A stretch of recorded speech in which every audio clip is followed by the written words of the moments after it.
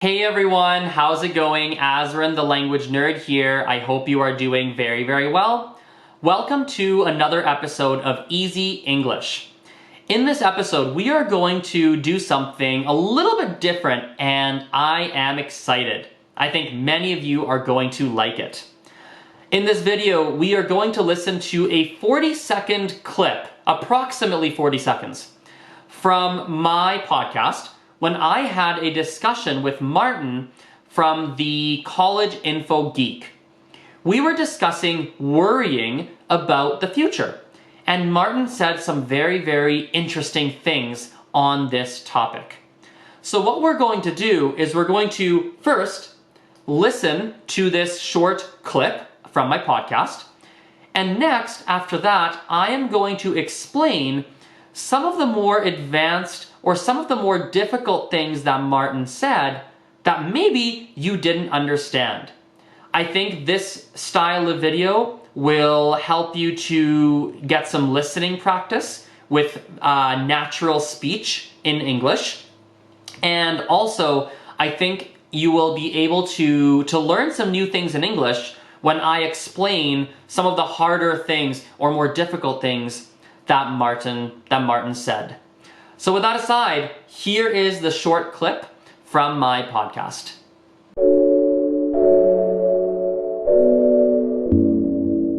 Are you someone who really believes in that, like living in the moment and not worrying overly about the future?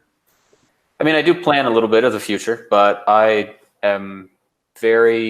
want to be very present-minded. I find that I'm much happier that way, even if just walking out in nature.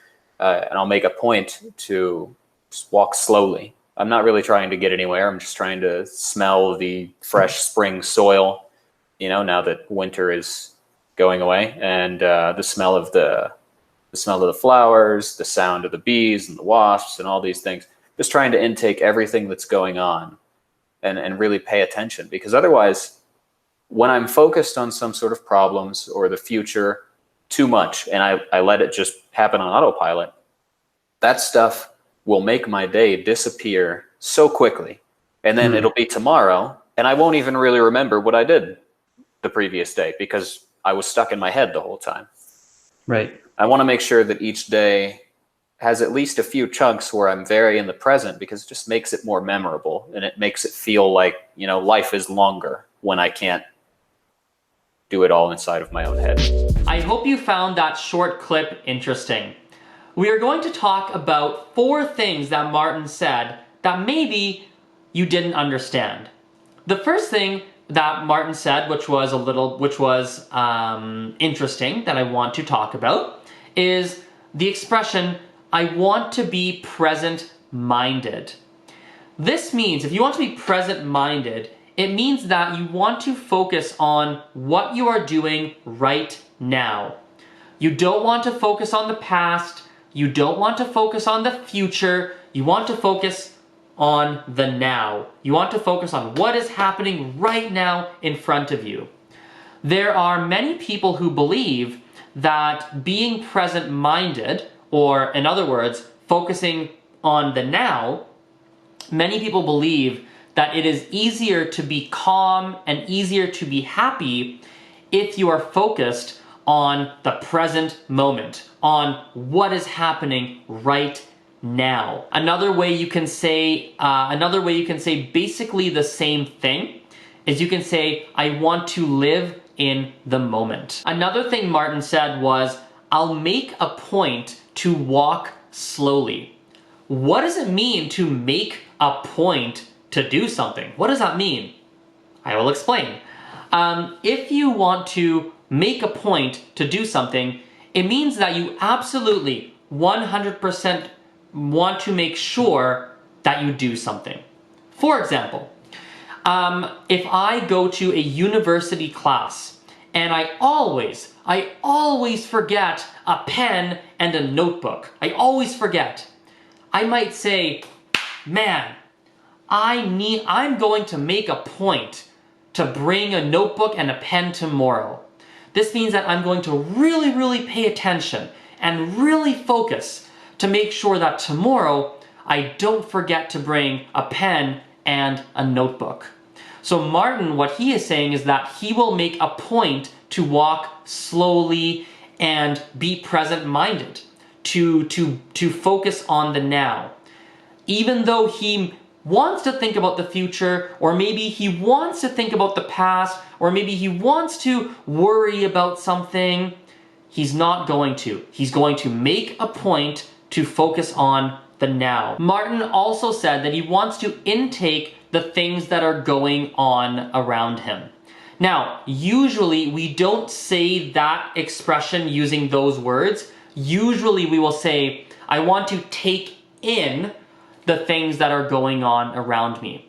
If I want to take in the things that are happening, this means that I want to observe, I want to watch, I want to pay attention to the things that are happening around me.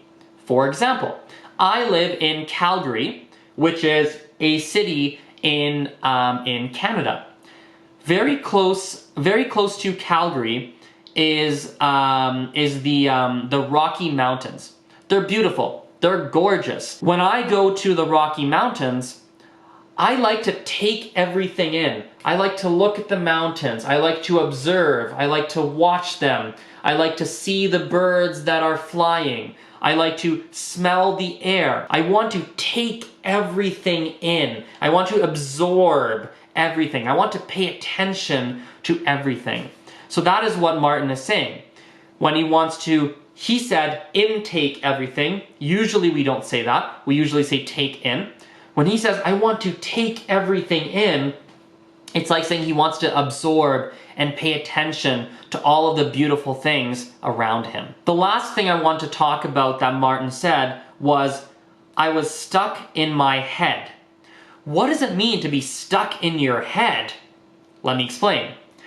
If you are stuck in your head, it means that you are thinking too much. It means you're thinking and thinking and thinking and thinking. And usually it means that the thinking is making you stressed. You are feeling stressed because you are thinking too much. So Martin was saying that if he lives in the moment, if he is present-minded, if he is making a point to walk slowly, he's making a point to take in everything that is going on, and he is doing that, it makes it easier for him to not be stuck in his head. I hope that my explanations helped you a little bit.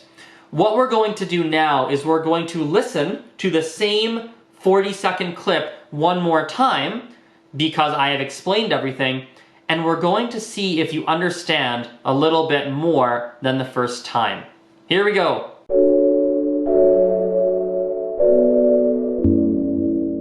Are you someone who really believes in that, like living in the moment and not worrying overly about the future? I mean, I do plan a little bit of the future, but I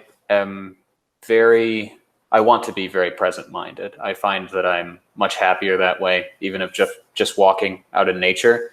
And I'll make a point to just walk slowly. I'm not really trying to get anywhere. I'm just trying to smell the fresh spring soil, now that winter is going away, and the smell of the flowers, the sound of the bees and the wasps and all these things. Just trying to intake everything that's going on and really pay attention, because otherwise, when I'm focused on some sort of problems or the future too much and I let it just happen on autopilot, that stuff will make my day disappear so quickly. And then it'll be tomorrow and I won't even really remember what I did the previous day because I was stuck in my head the whole time. Right. I want to make sure that each day has at least a few chunks where I'm very in the present, because it just makes it more memorable and it makes it feel like, life is longer when I can't do it all inside of my own head. Well, everyone, thank you for watching this video. I hope you liked it. If you have any comments or questions about the video, write them in the comments below. Remember to subscribe to the channel if you have not done so. And yeah, we will see you, I'll see you in the next video. Bye for now.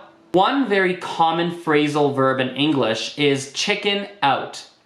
Chicken out basically means that you want to do something, but you don't do it because you feel too scared.